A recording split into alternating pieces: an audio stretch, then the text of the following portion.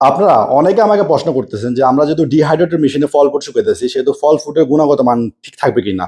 আমি যদি আপনাদেরকে দেখাই যে এটা হচ্ছে আমাদের ডিহাইড্রেটের মেশিন, যেখানে আমরা ফল ফুড শুকাইতেছি। বর্তমানে আমরা আপেল শুকাইতেছি।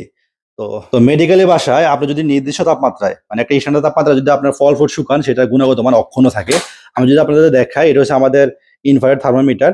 এটা যদি আমি চেক করে দেখাচ্ছি যে আমাদের তাপমাত্রা এখন কত চলতেছে, যে 58 অথবা 56, 58 এমন।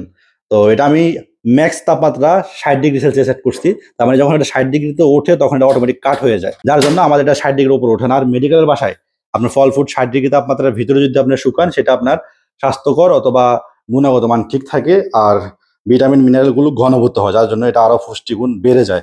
তো আপনার প্রশ্ন করতেছেন, ভালো লাগলো, আপনার স্বাস্থ্য সচেতন।